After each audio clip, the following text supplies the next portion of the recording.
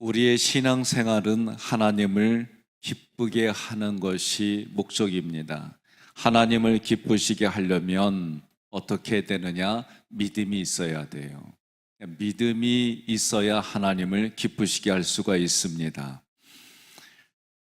그러면 어떻게 해야 믿음이 좋은 사람 또는 성숙한 믿음을 소유할 수 있을까? 큰 믿음을 소유할 수 있을까? 로마서 10장 17절 함께 봉독합니다. 그러므로 믿음은 들음에서 나며 들음은 그리스도의 말씀으로 말미암았느니라. 아멘. 우리가 이 땅을 살아갈 때 가치들이 있어요. 그 중에 신념이라는 게 있습니다. 신념은 내가 살아오면서 지식이 내 안에 갖추어지고 또 생각이 학문과 경험의 기초에서 가지고 있는 거예요. 그래서 그 신념에 따라 사람들이 자기가 무엇을 하고 앞에 방향을 정하고 살아갑니다. 그러나 믿음과 신념의 차이는 무엇이냐? 한마디로 믿음은 하나님의 말씀을 기초로 합니다. 그래서 기록된 하나님의 말씀이 그 말씀대로 되어질 것을 기대하고 확신하는 것이 믿음이에요. 따라서 믿음과 신념은 하나님의 말씀을 근거로 하느냐 아니면 자기 생각을 근거로 하느냐 그래요. 신념이 아무리 강해도 기적과 이사를 절대로 만들어내지 못합니다. 오직 하나님의 말씀에 기초한 믿음만이 기적을 만들어냅니다. 히브리서 4장 12절 함께 봉독합니다. 하나님의 말씀은 살아있고 활력이 있어 좌우의 날선 어떤 검보다도 예리하여 혼과 영과 및 관절과 골수를 찔러 쪼개기까지 하며 또 마음의 생각과 뜻을 판단하나니. 아멘. 하나님의 말씀은 살아있습니다. 운동력이 있습니다. 따라서 하나님께서 말씀으로 모든 우주 만물을 만드셨습니다. 오늘날도 지금을 살아가는 믿는 사람들에게는 하나님의 창조의 능력이 나타나는 줄 믿으시기를 바랍니다. 세상의 어떠한 칼도 사람의 혼, 보이지 않는 정신을 자를 수는 없어요. 쪼갤 수는 없어요. 그러나 하나님의 말씀은 살아있고 운동력이 있어서 골수를, 영혼을 쪼개는 줄 믿으시기를 바랍니다. 그래서 하나님의 말씀이 들어가 자리를 잡으면 우리들의 생각이 바뀝니다. 취미가 바뀝니다. 성품도 바뀌어져서 하나님이 원하시는 인생으로 바뀌어짐을 믿으시기를 바랍니다. 베드로전서 1장 23절 함께 봉독합니다. 너희가 거듭난 것은 썩어질 씨로 된 것이 아니요 썩지 아니할 씨로 된 것이니. 아멘. 하나님의 말씀에는 생명력이 있어요. 생명력이 있어서 살아있어요. 항상 있는 하나님의 말씀으로 되었다라고 베드로전서 1장 23절에 이야기합니다. 철학자들이 있죠. 유토피아를 이야기를 합니다. 또 공자가 있고 맹자가 있고 또 신학자들의 말이 있습니다. 중요한 것은 어떤 누구든지 간에 무슨 말을 하면 때로는 감동이 있기도 하고 그 감동 때문에 움직이기도 하고 그래요. 그러나 사람을 개혁하고 변화시킨다는 입장에서는 이게 쉬운 얘기가 아니에요. 그러나 하나님의 말씀이 들어오면 죽은 영혼도 살릴 뿐만 아니라 그 말씀이 살아 역사 움직여서 내 마음판에 하나님의 씨로 심겨짐을 믿으시기를 바랍니다. 그래서 하나님의 말씀이 우리 심령에 떨어지면 싹이 납니다. 꽃이 피어집니다. 열매를 맺습니다. 믿음이 자라서 생명을 살리는 구원시키는 믿음에까지 이르는 줄 믿으시기를 바랍니다. 시편 107편 20절 함께 봉독합니다. 그가 그의 말씀을 보내어 그들을 고치시고 위험한 지경에서 건지시는도다. 아멘. 신기하게도 하나님 말씀에는 무엇이 있느냐? 치유하는 능력이 있어요. 그래서 하나님의 말씀 때문에 육신이 고침을 받고 내면이 고침을 받아요. 때로는 그 말씀 때문에 하나님 앞에 기대하고 기적을 베풀어 달라고 기도하는 일들이 있습니다. 하나님의 말씀은 사람을 살립니다. 구원하는 능력이 있습니다. 사람의 질병을 치유하는 능력이 있습니다. 하나님의 말씀을 잘 듣고 순종하면 말씀이 우리 안에서 역사해서 마음과 생각을 치료하시고 병든 육신도 치료하심을 믿으시기를 바랍니다. 하나님의 말씀을 믿고 순종할 때에 기적이 일어납니다. 어떤 이는 성경 말씀보다 사람의 말을 더 신뢰합니다. 그래서 하나님의 말씀보다는 누가 이런 얘기를 했다, 그런 생각에 더 신뢰져서 예언의 은사를 찾아가기도 하고 그래요. 중요한 건 말씀이 근거가 돼야 돼요. 사도 바울도 우리보다도 더 깊은 데까지 체험하고 은사도 많았던 분이에요. 그러나 그가 기록한 것을 이렇게 읽어보면 하나님의 말씀이 근거가 되어지고, 우리가 은사나 하나님의 일을 하려고 은사를 받은 거지 은사가 목적이 돼서는 안 돼요. 그러려면 항상 하나님의 말씀이 내게 계속해서 공급이 되어져야 됩니다. 따라서 하나님의 말씀을 붙드십시오. 하나님의 말씀을 자꾸 눈으로 보십시오. 하나님의 말씀을 자꾸 계속해서 귀로 들으십시오. 그리고 하나님의 말씀을 소리내서 읽으시기를 바랍니다. 그럴 때 내 안에 믿음이 생깁니다. 하나님의 말씀이 내 안에 자리를 잡고 믿음이 생기면 앞으로 나아가게 돼 있어요. 하나님의 말씀을 근거로 앞으로 나아갈 때에 하나님께서 기적을 베풀어 주시고 복을 베풀어 주심을 믿으시기를 바랍니다. 베드로가 물 위로 걸어갔습니다. 물 위로 걸어갈 때는 예수님의 말씀을 근거로 예수님을 보고 걸어갔습니다. 그런데 그가 걸어가다가 바람과 물결에 시선을 사로잡혔어요. 시선이 사로잡히니까 이제서 그에게 그것이 크게 들어와서 물속으로 빠져들어갑니다. 내가 무엇을 보느냐가 중요해요. 여러분, 내가 눈으로 보는 데에 마음도 가요. 손과 발도 가요. 그 전에 유리겔라라고 하는, 내가 볼 때는 그냥 지극히 평범한 사람인데 초능력자라 그랬고 우리나라에서 아주 야단법석을 떨며 그 사람을 초빙한 적이 있어요. 저도 궁금하더라고요. 그래서 이렇게 TV를 보니까 그 사람이 줄을 매달은 줄을 가지고 다 준비하래요. 그래서 사람들도 그렇고 나도 한번 해봤어요. 그때 뭐라 그러냐면 돈다 그렇게 주문을 외우면 추가 돈대.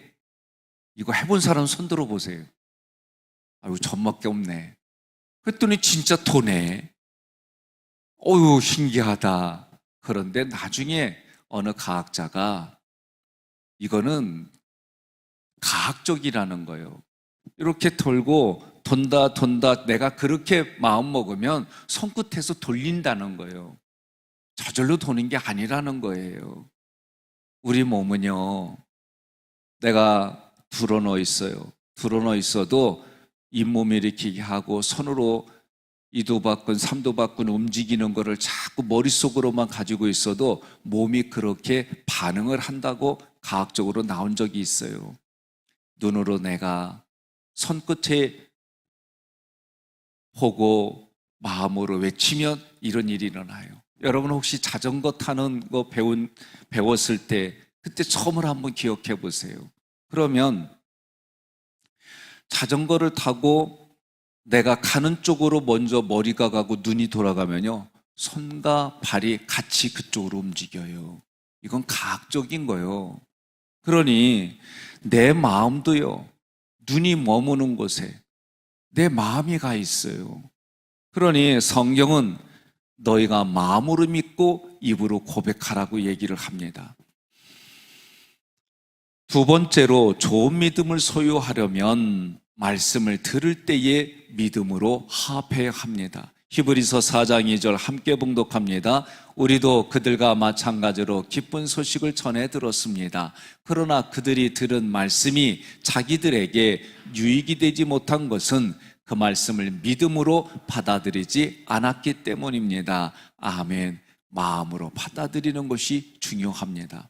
하나님의 말씀은 살아있습니다. 운동력이 있습니다. 영혼과 골수를 쪼개고 생각과 마음을 바꿔주시는 줄 믿으시기를 바랍니다. 하나님의 말씀을 들어도 그 말씀을 믿음으로 받아들이지 않으면 나에게 유익이 없습니다. 그래서 우리는 말씀을 듣고 읽을 때마다 아멘 하는 거예요. 아멘 한다는 거는 내가 마음으로 믿어서 받아들인다는 거예요.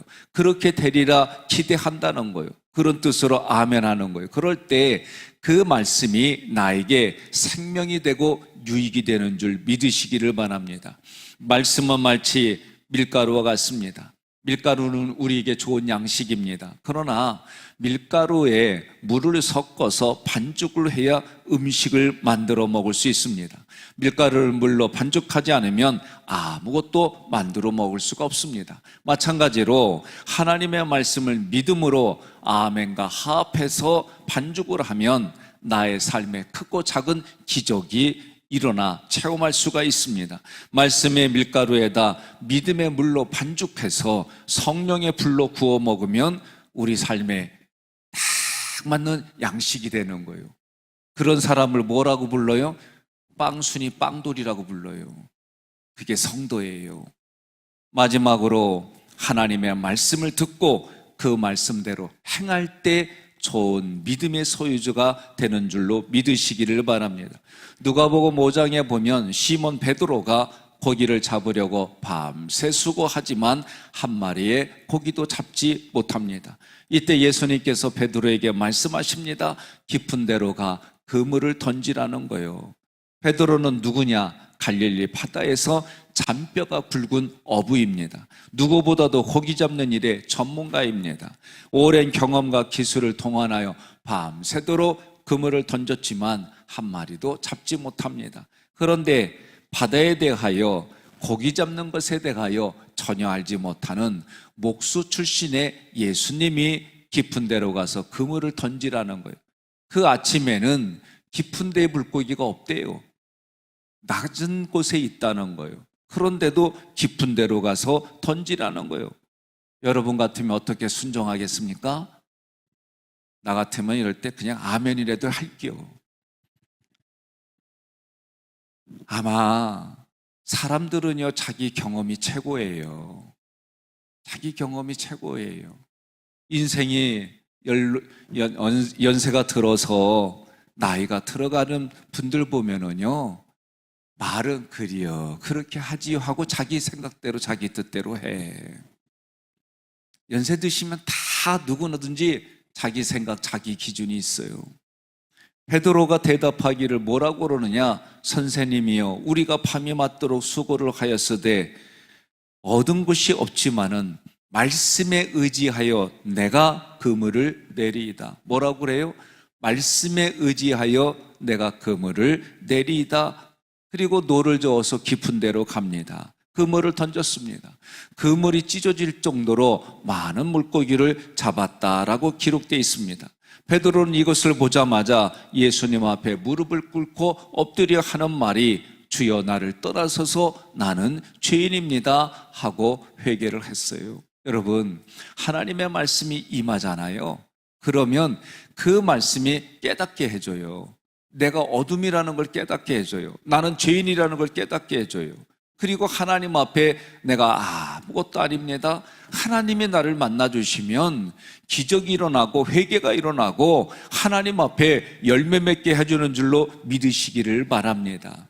오늘날도 마찬가지입니다. 베드로처럼 하나님의 말씀을 믿고 실천할 때에 하나님이 살아계신 하나님을 경험하게 해주는 역사가 있습니다.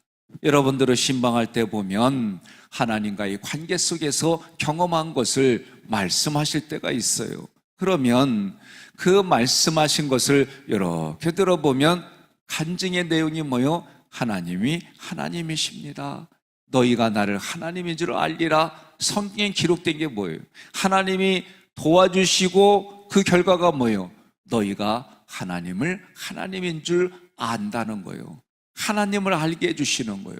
여러분, 어떤 분들 보면 기적을 경험했어요. 그러면 어떤 말을 하느냐? 핵심은 이거예요. 내가 너하고는 달라서 하나님이 나에게 기적을 베풀어 주신 거예요. 이런 분들은요, 회개해야 돼요. 항상 성경은 기적이라는 단어는 신약에서 헬라어 말을 우리나라 말로 번역을 하면 표지판이다, 이정표다, 그런 뜻이에요. 그러니까 기적은 어떤 표지판이냐? 누구에게로 가는 표지판이냐? 예수님이 그리스도이다, 그 그리스도가 나에게 주님이 되신다, 그분에게 표지판으로 우리를 이끌어 주는 거예요.